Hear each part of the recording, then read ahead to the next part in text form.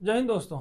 आपके पिछले वीडियोस पे कमेंट और डाउट्स को देखते हुए मैंने सोचा कि क्यों ना जूनियर ऑफिस असिस्टेंस और एमटीएस के लिए आपको एक कंप्लीट जानकारी का वीडियो आपके सामने रखा जाए, जिससे आपके सारे डाउट्स क्लियर हो सके। क्योंकि बहुत सारे डाउट आपके आते हैं कि सर एमटीएस के लिए क्वालिफिकेशन क्या चाहिए, इसके लिए कितना परसेंटेज होना चाहिए, जूनियर ऑफिस असिस्टेंस में अगर आप अप्लाई करना चाहते हैं तो मेरिट किसके बेस पर के बेस पे बनेगी, ट्वेल्थ बेस पर बनेगी कि टेंथ बेस पर बनेगी, रिटर्न एग्जाम पहले होगा कि टाइपिंग टेस्ट पहले होगा। तो बहुत सारे डाउट है। तो चलिए मैं यहाँ पे आपको इन सारे डाउट्स को इस वीडियो में क्लियर करके बताता हूँ। तो चलिए वीडियो को शुरू करते हैं। वीडियो को शुरू करने से पहले आपसे एक रिक्वेस्ट है कि आप चैनल को सब्सक्राइब कर लीजिए अगर नए हैं, और वीडियो को लाइक भी कीजिए और अपने उन सभी दोस्तों को भी शेयर कीजिए जो यानी आर्मी ऑर्डिनेंस कोर के भर्ती की तैयारी कर रहे हैं और इसके नोटिफिकेशन का इंतजार कर रहे थे। तो चलिए वीडियो को शुरू करते हैं। सबसे पहले यहाँ पे हम बात करेंगे एमटीएस यानी मल्टीटास्किंग स्टाफ की। तो मल्टीटास्किंग स्टाफ में कुछ पॉइंट्स हमने नोट किए हैं जिसपे सबसे ज्यादा डाउट्स होते हैं। जूनियर ऑफिस असिस्टेंट के भी सबसे जो डाउट्स वाले पॉइंट है उसको नोट कर लिए हैं। इसके अलावा भी अगर आपका कोई डाउट रह जाता है तो आप हमें कमेंट कर सकते हो, उसका जवाब आपको कमेंट सेक्शन में मिल जाएगा। तो अगर हम क्वालिफिकेशन की बात करें तो एमटीएस के लिए क्वालिफिकेशन यहाँ पे आपका 10th रखा गया है, जबकि जूनियर ऑफिस असिस्टेंस के लिए क्वालिफिकेशन कितना है, 12th है। यानी अगर आप 10th पास हैं तो आप एमटीएस के लिए एलिजिबल है, और अगर आपके पास 12th का सर्टिफिकेट है तो आप जूनियर ऑफिस असिस्टेंस के लिए भी एलिजिबल है। दूसरा आता है एज लिमिट। एज लिमिट यहां पे है आपका 18 से 27 साल। इसमें एज लिमिट कितना है, इसमें भी आपका वही है 18 से 27 साल। आपको यहाँ पे एज में रिलैक्सेशन भी दिया जाएगा। किसको मिलेगा, एससी और एसटी को 5 साल का और ओबीसी को 3 साल का।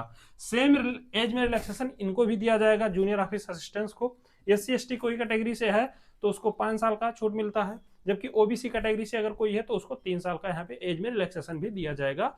यानी आप 30 साल तक ओबीसी वाला अप्लाई कर सकता है और 32 साल तक एससी एसटी वाला यहाँ पे अप्लाई कर सकता है। इसके बाद आता है सैलरी। सैलरी में अगर बात करें तो ये आपकी लेवल 1 की जॉब है, जिसका बेसिक जो है 18,000 है, और अदर अलाउंस वगैरह मिला करके इन हैंड सैलरी यहाँ पे आपका 32 से 35,000 के बीच में बनने वाला है। इसका सैलरी ये आपकी लेवल 2 की जॉब है, जिसका बेसिक 19,900 है। इसका इन हैंड सैलरी आपका लगभग 39 टू 40K के आसपास बनेगा। यानी सैलरी आपकी एमटीएस आपका जूनियर ऑफिस असिस्टेंस का ज्यादा होने वाला है, एमटीएस का सैलरी यहाँ पे कम होगा। 6-7 हजार का यहाँ पे डिफरेंस देखने को मिलता है। क्यों, क्योंकि दोनों का जो लेवल है वो अलग अलग है। इसके बाद बात करें सिलेक्शन प्रोसेस की, तो एमटीएस का सिलेक्शन प्रोसेस क्या होगा, सिंपल आपका रिटर्न एग्जाम होगा, उसके बाद आपका क्या होगा, डीबी होगा, और आपको ज्वाइनिंग लेटर दे दिया जाएगा। ये 2 प्रोसेस इसमें होने वाले हैं। जबकि जो आपका जूनियर ऑफिस असिस्टेंट है इसके लिए भी पहले क्या होगा, रिटर्न एग्जाम होगा, फिर यहाँ पे आपका स्किल टेस्ट होगा। स्किल टेस्ट में क्या होगा, टाइपिंग टेस्ट होगा। तो सबसे पहले लोगों को डाउट होता है कि सब पहले टाइपिंग टेस्ट होगा कि यहाँ पे रिटर्न एग्जाम होगा। तो आपको मैं क्लियर कर दूं कि सबसे पहले यहाँ पे आपका रिटर्न एग्जाम होगा, उसके बाद आपका क्या होगा, टाइपिंग टेस्ट होगा, उसके बाद आपका क्या होगा, डीबी होगा, और डॉक्यूमेंट वेरिफिकेशन के बाद आपका ज्वाइनिंग लेटर आ जाएगा, आपको नौकरी यहाँ पे मिल जाएगी। अब यहाँ पे डाउट ये आता है कि सर यहाँ पे जो एडमिट कार्ड आता है वो कितने परसेंटेज पे आता है। तो एमटीएस के लिए अगर बात करें तो एमटीएस के लिए अगर आप एससी एसटी से हैं तो 70% से ऊपर अगर आपका है तो आप उम्मीद कर सकते हैं कि आपका एडमिट कार्ड आ जाएगा। इससे नीचे है तो बिल्कुल ही बहुत ही रेयर चांस है कि आपका एडमिट कार्ड आए। यही अगर आप ओबीसी से हैं तो आप 75 से 80 यानी 75% से ऊपर है तो आप इसके लिए उम्मीद कर सकते हो कि आपका एडमिट कार्ड आएगा। और यही अगर आप जनरल कैटेगरी से हैं तो आप 80% से अगर आपका ऊपर है तो ही चांस है कि आपका एडमिट कार्ड एमटीएस के लिए आएगा। अगर जूनियर ऑफिस असिस्टेंट, और एक चीज यहाँ पे आपकी मेरिट जो है वो केवल और केवल 10th का जो मेरिट होगा उसके हिसाब से आएगा, लेकिन जूनियर ऑफिस असिस्टेंट का थोड़ा सा अलग है। इसमें आपका 12th का मेरिट लिया जाएगा। इसमें क्या होगा, आपका 12th में कितनी मेरिट है उसके हिसाब से आपका यहाँ पे एडमिट कार्ड आने वाला है। ये ऑफिशियल नोटिफिकेशन में मेंशन रहा है कि जिसका जो न्यूनतम क्वालिफिकेशन रखा गया है उसी का मेरिट यहाँ पे लिया जाएगा। ऐसा नहीं है कि यहाँ पे ग्रेजुएशन का ले लेंगे या 10th का लेंगे, ऐसा कुछ नहीं है। जिसका न्यूनतम क्वालिफिकेशन जो रखा गया उसी का यहाँ पे मेरिट लिया जाएगा। अब यहाँ पे इसमें भी वही चीज है, इसमें भी अगर आप SC ST से हैं तो आप 70 प्लस पे आप उम्मीद कर सकते हो कि आपका एडमिट कार्ड आ जाएगा। OBC में है तो यही 75 से ऊपर चांस किया जाएगा, और अगर UR से है तो आप 80% से ऊपर है तो ही यहाँ पे चांस बनेगा कि आपका एडमिट कार्ड आए। इससे नीचे कोई चांस नहीं बनता कि आपका एडमिट कार्ड आएगा। अगर इतना है तो आप इसके लिए अप्लाई जरूर कीजिएगा, आ जाता है तो बहुत अच्छी बात है। अब इसके बाद आता है आपका written exam pattern. Written exam pattern को लेकर बहुत सारा डाउट है, क्योंकि जो अभी नोटिफिकेशन वायरल हो रहा है जिसके बारे में मैंने वीडियो बनाया है कि वो ऑफिशियल नोटिफिकेशन नहीं है, उसमें बहुत सारी कमियां हैं।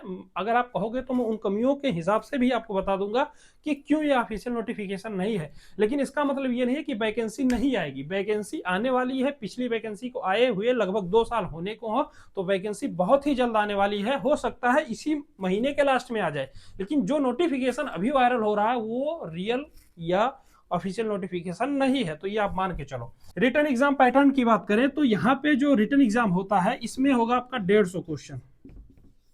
यहाँ पे क्या होगा 150 क्वेश्चन।